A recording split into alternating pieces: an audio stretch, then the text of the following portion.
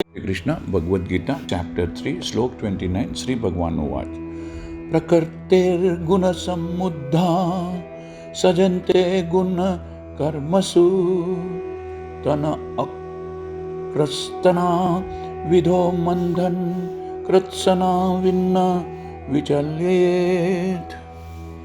श्री कृष्ण भगवान कहते हैं, माया के गुणों से मोहग्रस्त होने पर अज्ञानी पुरुष पूर्णता भौतिक कार्यों में संलग्न रहकर एंगेज रहकर उनमें आसक्त हो जाता है, एसेक्ट हो जाता है। यद्यपि ये कार्य उनमें ज्ञान के अभाव, नॉलेज की कमी के कारण अधम होते हैं, निम्न होते हैं, किंतु ज्ञानी को चाहिए कि ऐसे व्यक्ति को विचलित न करे। Confused by the modes of material nature, the ignorant fully engage themselves in material activities and become attached. But the intelligent should not unsettle them, although the activities of these ignorance are inferior due to their lack of knowledge. अज्ञानी पुरुष स्थूल भौतिक चेतना से, gross material consciousness से और भौतिक उपाधियों से, मटेरियल आइडेंटिटी से पूर्ण रहते हैं। यह शरीर प्रकृति की देन है और जो व्यक्ति शारीरिक चेतना में, मटेरियल कॉन्शियसनेस में अत्यधिक बहुत ज़्यादा आसक्त होता है, वह मंद अर्थात आलसी, सुस्त कहलाता है। This body is a gift of the material nature, and one who is too much attached to the bodily consciousness is a lazy person without knowledge of spirit soul. अज्ञानी मनुष्य शरीर को आत्मस्वरूप मानते हैं। वे अन्यों के साथ शारीरिक संबंध को बंधुत्व मानते हैं।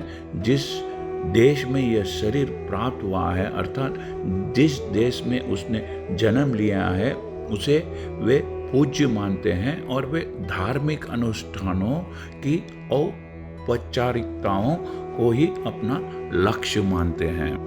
Ignorant men think of the body as the soul. For them, bodily connections with others are accepted as relationships. The land in which the body is obtained is the object of worship, and the formalities of religious rituals are considered ends in themselves.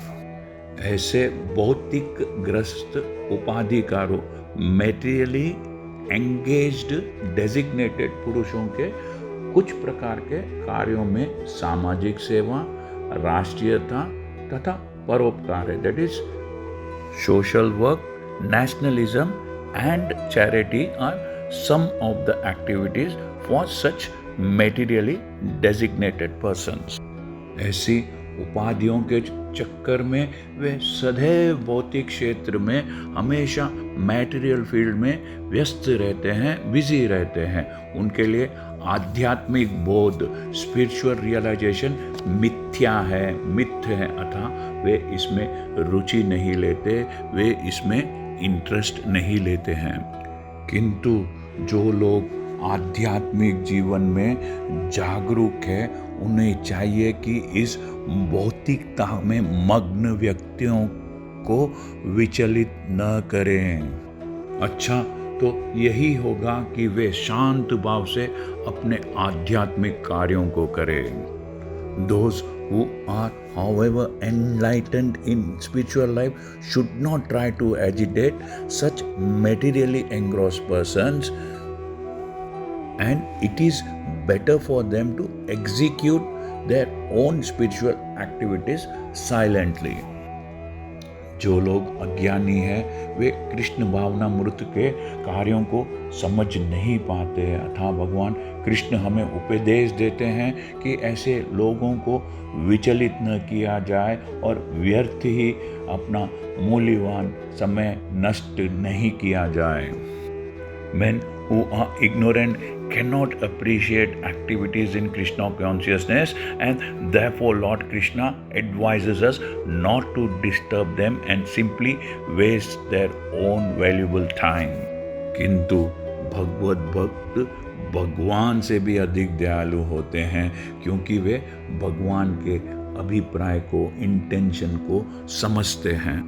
The devotees of the Lord are more kind because they understand the purpose of the Lord. इसलिए वे सभी प्रकार के संकट झेलते हैं, कष्टों को सहते हैं, यहाँ तक कि वे इन अज्ञानी पुरुषों के पास जा जाकर उन्हें कृष्ण भावनामृत के कार्यों में प्रवृत्त करने का, एंगेज करने का प्रयास करते हैं, जो मानव जीवन के लिए परम आवश्यक है, बहुत ज़रूरी है. Consequently, they undertake all kinds of risk, even to the point of approaching ignorant man, try to engage them in the acts of Krishna consciousness, which are absolutely necessary for human being. हरे कृष्णा. यदि आपको यह channel पसंद आया है तो subscribe दबाकर subscribe कीजिए और इस चैनल को लाइक कीजिए. Thank you. हरे कृष्णा.